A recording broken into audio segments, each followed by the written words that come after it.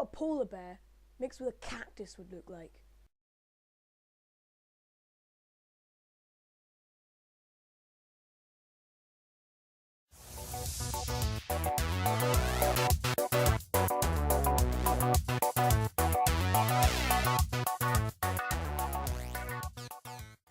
Hello and welcome back to the Madness Show. Let's have a look what's in store for us in this week's episode. This week's episode is completely about paper. So for craft, we're going to be making a cup. Oh yeah. And for review, we'll be reviewing simply paper and pencil or pen or one of those highlighters or one of those like fuzzy pens, but they're like also jelly. They're like jelly. They're so cool. Oh, and for show, we're going to be showing you how to play games with paper. I know, not these kind of games with like consoles. No, games with paper and pencils. Dun dun dun! So let's get straight into it. Over to craft.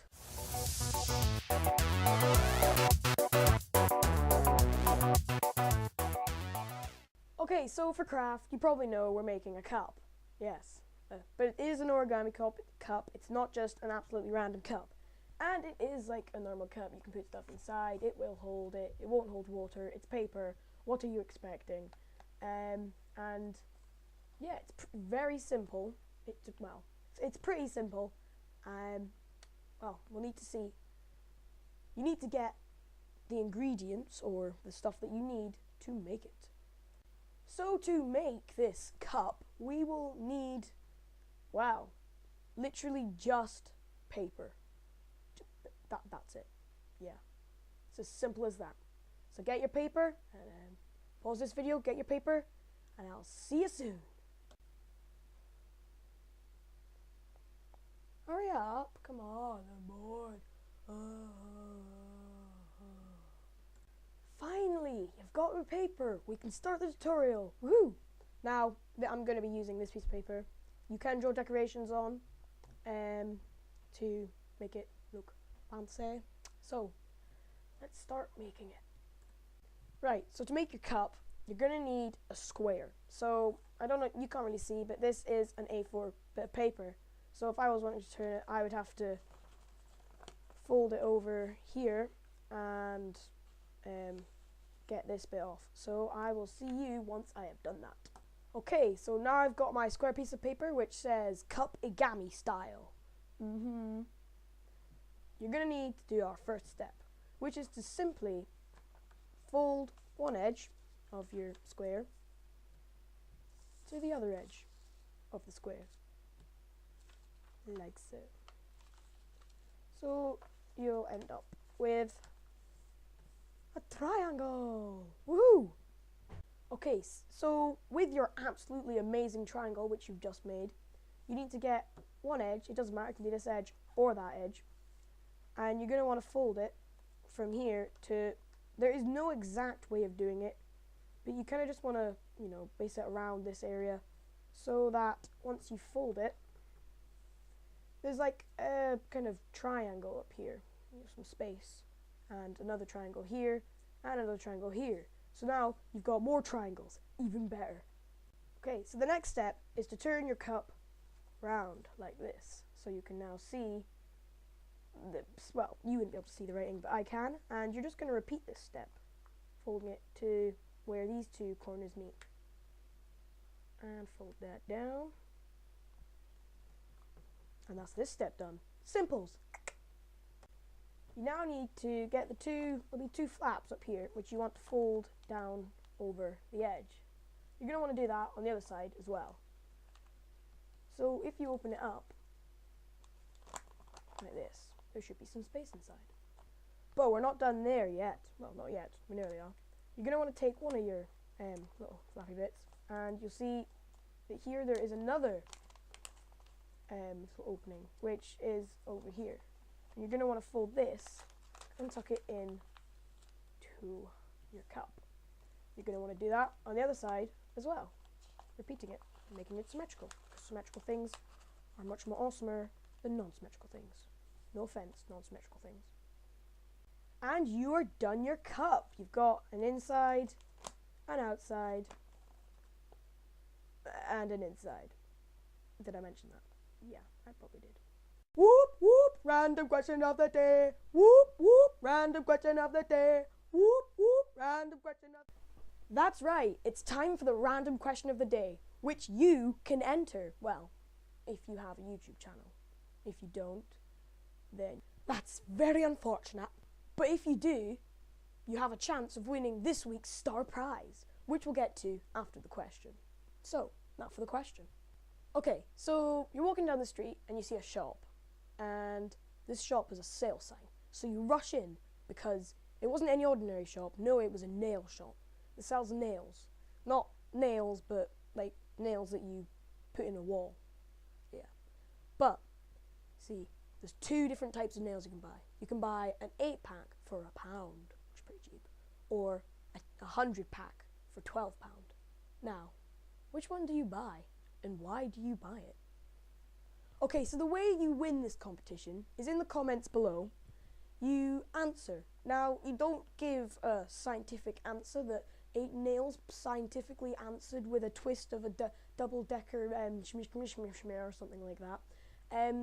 We're looking for the maddest question that you can give. Just the craziest, out of the blue. He wanted to buy 100 nails because he wanted to waste £10 and he just felt like it, so he could put it in his sandwich. I don't know. And the maddest one will win the prize. Here is the prize. A sparkling brand new nothing. And as if that wasn't enough, 3 runners up will get nothing, nothing, and nothing. Sounds like a great competition. But now we interrupt that absolutely amazing YouTube video for an absolutely pointless advertisement. Do zombies smash through your windows at night? No. Are zombies eating your brain? No. Are zombies infesting your house? Surprisingly, no. If you said yes to any of those questions, you need new zombie spray. Warning, zombie spray may have some of these side effects.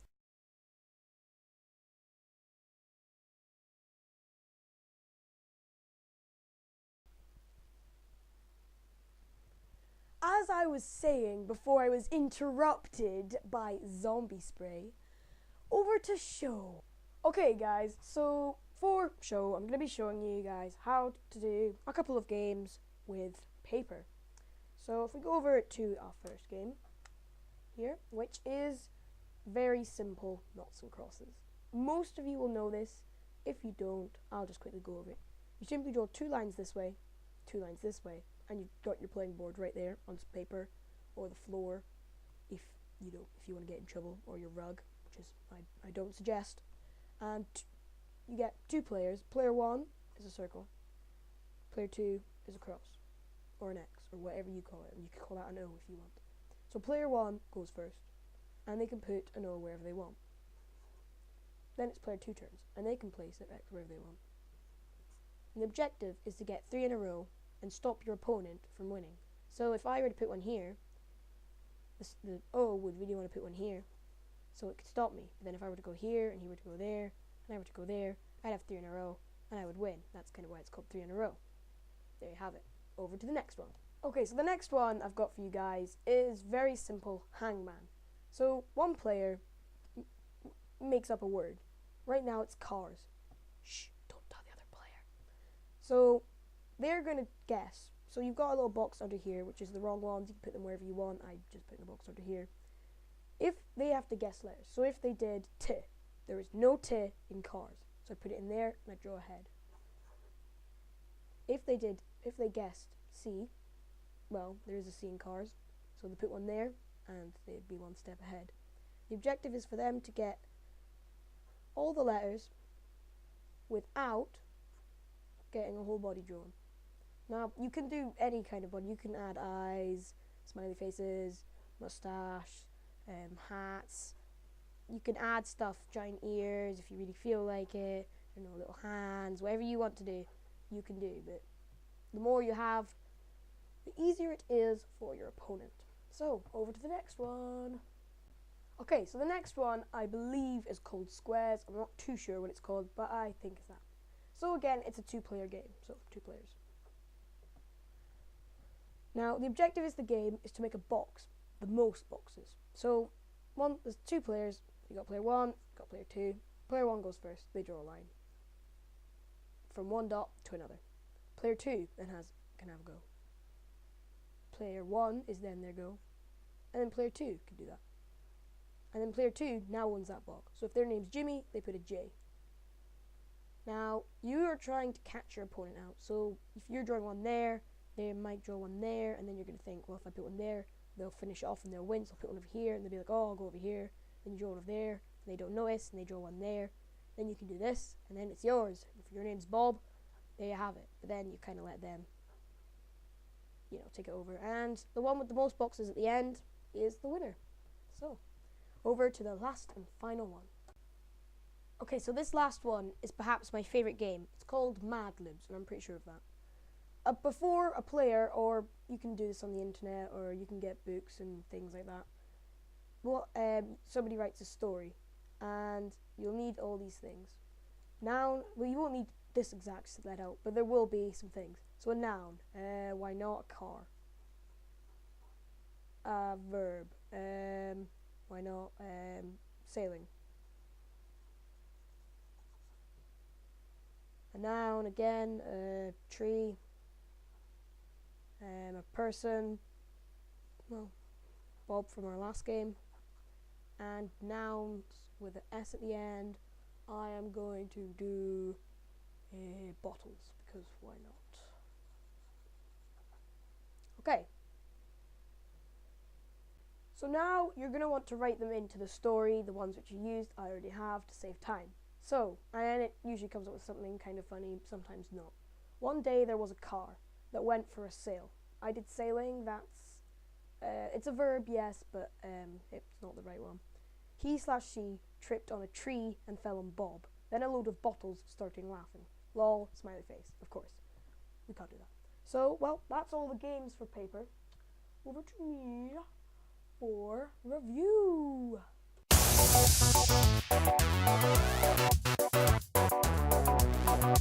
Okay guys, so for review, we're going to be reviewing paper and a pencil. And just in case, I got a pen and I got one of those jelly things.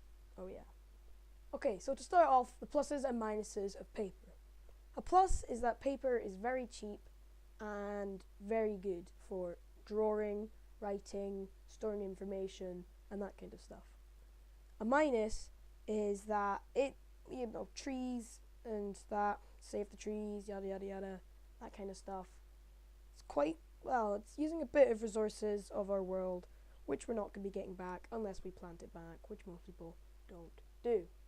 Another good thing is that you can buy like 100 sheets for like £1, £2, which is very good because, well, if you're going to be doing a lot of writing, drawing, etc., then you're going to want to get it at a cheap price. Another huge plus is that the amount of stuff you can do with paper is literally endless. So, as you can see, there are loads of good things about paper. I mean, there's lots of things you can do with it, and there is a couple minuses. So, because of this, we're going to be putting paper on the board. This literally is just a piece of paper with sellotape on the back. Oh yeah, that's amazing. But paper, well, yeah, it's amazing. Yeah, it's cheap, it's good. It isn't, the best thing you could get. Right there. Right in the middle. You can probably not see that because it's just blending in with the background. So, there you have it. Paper is on the middle of our leaderboard. A skillsometer board. Board. Whatever it is. But, unfortunately, that brings us to the end of this week's episode. Episode. Amazing word is episode. But, as always, goodbye! No, you're not doing that again. Fine then. Hasta la vista, baby.